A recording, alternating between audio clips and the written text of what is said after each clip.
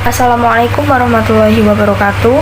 Perkenalkan, nama saya Rizda Sofiatul Muna, nomor NIM 2103036038 dari kelas MPI 1A. Di video kali ini saya akan menyampaikan tentang moderasi beragama dalam perspektif hadis. Makna moderasi beragama dalam perspektif hadis. Moderasi bukan hanya diajarkan oleh Islam, tetapi juga agama lain.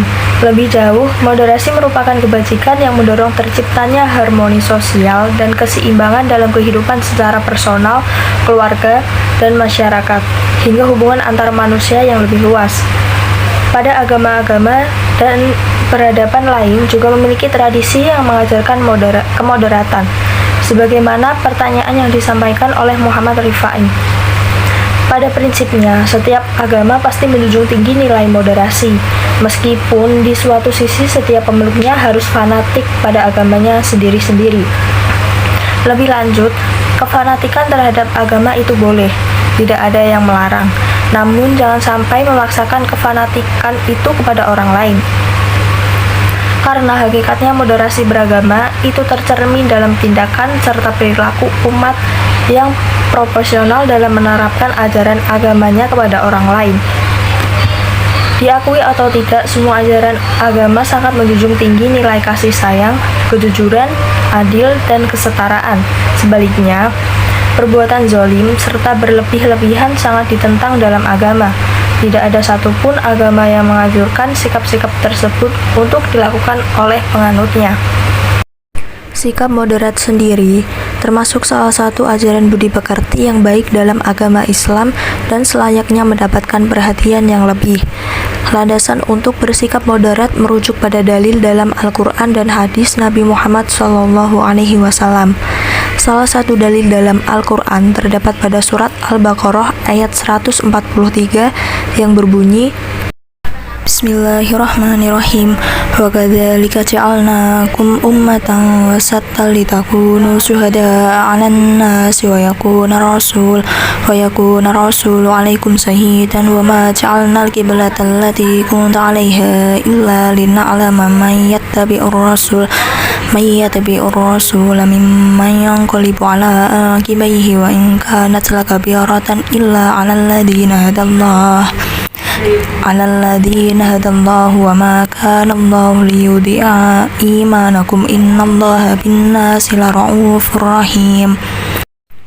Dan demikian pula kami telah menjadikan kamu umat Islam, umat yang adil dan pilihan agar kamu menjadi saksi atas perbuatan manusia dan agar Rasul Muhammad menjadi saksi atas perbuatan kamu.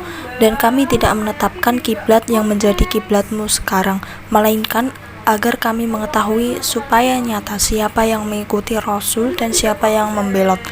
Dan sesungguhnya pemindahan kiblat itu terasa amat berat, kecuali bagi orang-orang yang telah diberikan petunjuk oleh Allah, dan Allah tidak akan menyia-nyiakan imanmu.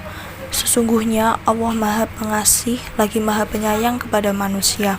Surat Al-Baqarah ayat 143. Maksud dalam ayat tersebut yang dilabeli sebagai umat moderasi, parameternya adalah hubungan antar umat. Umat Islam bisa disebut sebagai umat moderat hanya jika mampu bermasyarakat dengan umat yang lain. Karenanya, jika kata wasatha dipahami dalam konteks agama, konsekuensinya adalah sebuah tuntutan kepada umat Islam untuk menjadi saksi dan sekaligus objek yang disaksikan, agar menjadi teladan bagi umat lain. Dapat dikatakan bahwa tinggi rendahnya komitmen seseorang terhadap moderasi sesungguhnya juga menandai sejauh mana komitmennya terhadap nilai-nilai keadilan. Semakin seseorang mampu bersikap moderat dan berimbang, semakin besar pula peluang untuk berbuat adil. Begitupun sebaliknya, jika seseorang tidak mampu bersikap moderat dan berimbang, maka besar kemungkinan ia akan berbuat tidak adil. Hal itulah yang menunjukkan bahwa dalam tradisi Islam, Nabi Muhammad SAW sangat menganjurkan agar umatnya untuk selalu memilih jalan tengah, yang diyakini sebagai jalan terbaik. Seperti halnya dalam sabda Nabi yang berbunyi, Khairul umur awsatuha, sebaik-baik urusan adalah jalan tengah. Adapun juga hadis Sahih Bukhari yaitu Bismillahirrahmanirrahim. Haddatsana Musa bin Ismail, haddatsana Abdul Wahid bin Ziyadin, haddatsana Al-Asma'u an Abi Shalihin an Abi Sa'idin qala Rasulullah sallallahu alaihi wasallam yaji'u Nuhun wa ummatuhu fayaqulullahu ta'ala hal ballagta fayaqulu na'am an rabbi fayaqul li ummatihi hal balagakum fayaquluna la ma ja'ana min nabiyyin fayaqulu li nuhin man yashhadu laka fayaqulu Muhammadun sallallahu alaihi wasallam wa ummatuhu fanashhadu annahu qad balagha wa huwa qawluhu jalla dzikruhu wa kadzalika ja'alnakum ummatan wasatan litakunu syuhada'a 'alan nas wal wasatul adl, yang berarti telah bercerita kepada kami Musa bin Ismail, telah bercerita kepada kami Abdul Wahid bin Ziyad, telah bercerita kepada kami Al-A'mashi dari Abu Shalih dari Abu Sa'id berkata, Rasulullah Shallallahu alaihi wasallam bersabda, pada hari kiamat Nabi Nuh dan umatnya datang, lalu Allah Ta'ala berfirman, apakah kamu telah menyampaikan ajaran? Nuh menjawab, sudah, wahai Rabbku. Kemudian Allah bertanya kepada umatnya, apakah benar dia telah menyampaikan kepada kalian? Mereka menjawab, tidak ada seorang nabi pun yang datang kepada kami. Lalu Allah berfirman kepada Nuh, siapa yang menjadi saksi atasmu? Nabi Nuh berkata, Muhammad sallallahu alaihi wasallam dan umatnya. Maka kami pun bersaksi bahwa Nuh telah menyampaikan risalah yang diembankan kepada umatnya. Begitulah seperti yang difirmankan Allah yang Maha Tinggi, dan demikianlah kami telah menjadikan kalian sebagai umat pertengahan untuk menjadi saksi atas manusia. Quran Surat Al-Baqarah ayat 143. Al-Washatu maksudnya adalah adil. Ada pun juga hadis lain tentang moderasi beragama. Bismillahirrahmanirrahim.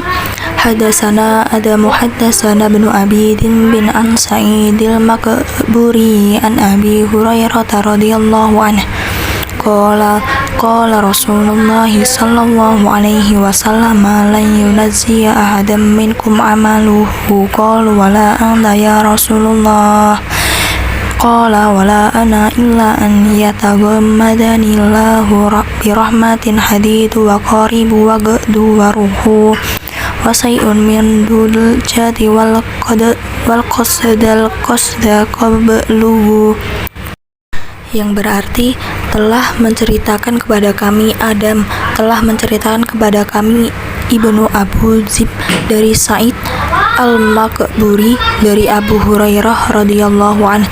Dia berkata, Rasulullah Shallallahu alaihi wasallam bersabda, salah seorang dari kalian tidak akan dapat diselamatkan oleh amalnya. Maka para sahabat bertanya, tidak juga dengan engkau wahai Rasulullah? Beliau menjawab, tidak juga saya, hanya saja Allah telah melimpahkan rahmatnya kepadaku. Maka beramallah kalian sesuai sunnah dan berlakulah dengan imbang. Berangkatlah di pagi hari dan berangkatlah di sore hari, dan lakukanlah sedikit waktu untuk salat di malam hari. Niat, maka kalian akan sampai. Implikasi pemahaman moderasi beragama. Lemahnya pemahaman tentang moderasi beragama membuat bangsa Indonesia menghadapi munculnya sikap intoleransi di tengah masyarakat, bahkan bisa masuk pada level teror.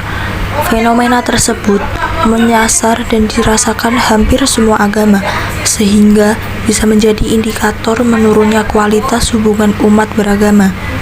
Hadirnya moderasi beragama berimplikasi kuat dalam upaya menangani masalah-masalah keagamaan tersebut. Sekian video dari saya tentang Moderasi beragama perspektif hadis. Assalamualaikum warahmatullahi wabarakatuh.